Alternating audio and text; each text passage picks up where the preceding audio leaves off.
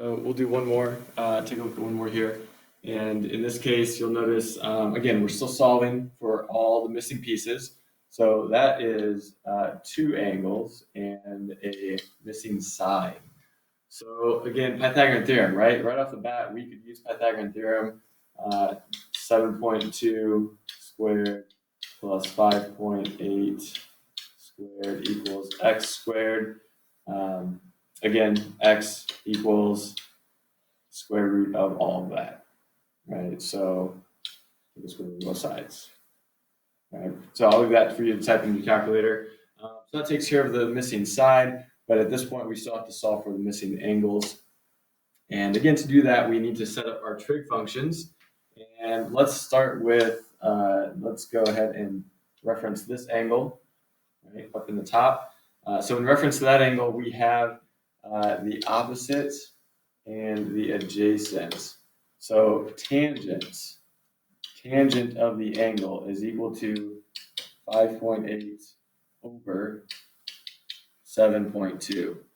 And at this point, again, knowing that I'm solving for an angle, that just means the angle is equal to the inverse tangent of that ratio. So once you type that in, inverse tangent of 5.8 over 7.2, hit enter, and that would be the angle in degrees, right? So remember that will be in degrees.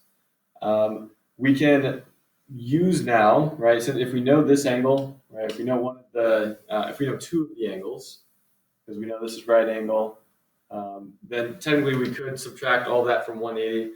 But I like to depend on the information I'm given. And so that means I'm going to use another trig function to set up.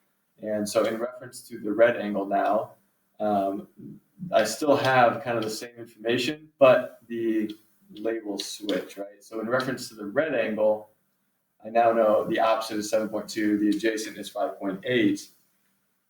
And so I end up with a similar function, tangent of the red theta is equal to 7.2 over 5.8.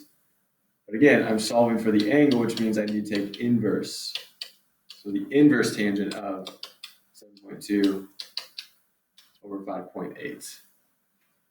Right? So that's a more precise way of making sure you don't incur any rounding errors as you're solving. Okay? So on this handout, the rest of those, go back and work on those and make sure you're practicing those. These are all things you've seen before from geometry. This is a big part of from geometry. It's definitely stuff you've seen, so you need to go back and practice more.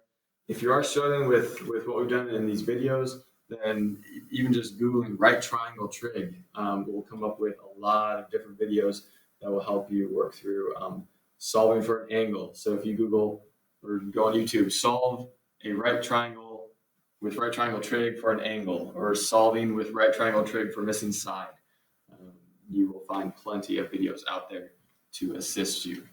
Okay? So we're going to jump into a little bit of some deadline, some talk about your projects.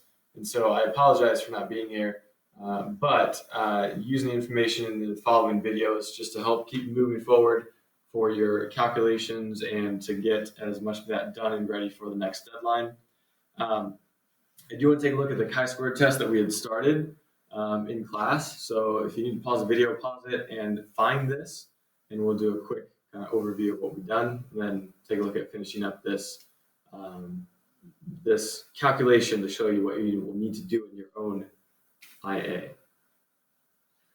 So we have the null hypothesis, we have the alternative, and we have our observed values.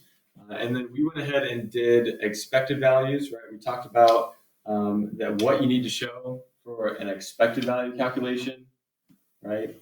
And then we calculated the degrees of freedom. There's 6. And then based on the degrees of freedom and the chosen significance level, we said our critical value was 16.81, which means here's how we're going to make our conclusion for this test. We reject the null hypothesis if our calculation is greater than our critical value. So that's really what we need to look at now. So take a moment, if you haven't yet, put those observed values, right? So this table, put that in your calculator and run a chi-squared test. Pause the video to do so, and then see if you know how to do that, and come back and check. Okay, so here's your chi-squared test with your observed table as is. So our calculation is 9.89, I guess we go 9.90 to 3 sig figs.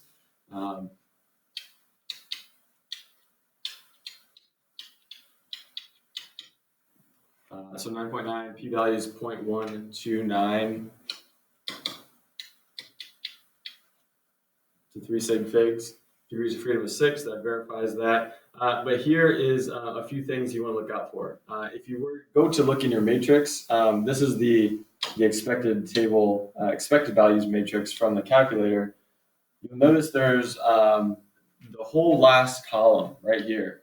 The whole last column has expected values less than 5, and that can't happen. We can't have expected values less than 5. So if that is the case, if you set up a chi-squared test for your own data and you run into an issue where you run the chi-squared test, and that's why you want to check it right away. Check it with your calculator. Once you have your observed table, you can easily check this right away. So if this is the case, if you have expected values that are less than 5, then this will make your test invalid and you will be docked points. So here's what we can do. We can combine some of those intervals, or maybe you need to readjust those intervals. But here's what I did. I went ahead and combined the observed and other categories. And that just means I had to go back and add, so the observed and other, I just had to combine the observed from the observed table, right? So I had to combine the 10 and the 2, the 10 and the 4, and the 3 and the 0 to get my new observed column. And I chose those, and you want to have a reason. So I chose those because those were the smaller, right? So the smaller values in my observed table for the most part. So notice the 3, the 0, 10 and the 2, 10 and the 4. So I put those together in hopes that would help with my expected value issue. And so now, if you look at when I run my chi-squared test, my expected table no longer has expected values less than 5. And now my calculated value also changes. So now my calculation is 8.78. And my p-value is 0.0667. So now at this point, based on that, our degrees of freedom also changed. So because our degrees of freedom changed, our critical value that we're comparing to is also going to change. So now we're up here at 4, and we're at 13.28 is our critical value.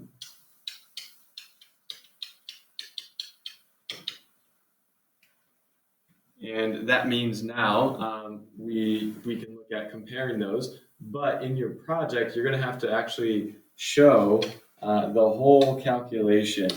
And so there is a video that helps you do this in Excel. So go and watch that. But basically, you're going to see a table like this. And you are going to show, using Excel, all of these calculations. So this is the chi-squared formula. And this is a table that helps you build up that calculation.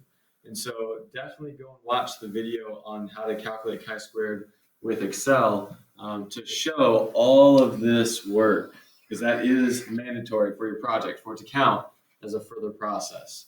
And then that should, right, so that final calculation should match what we have over here now. Okay? So if we're basing this off of if we reject the null, if my calculation is greater than my critical, in this case, my calculation is less than. So that means we fail to reject.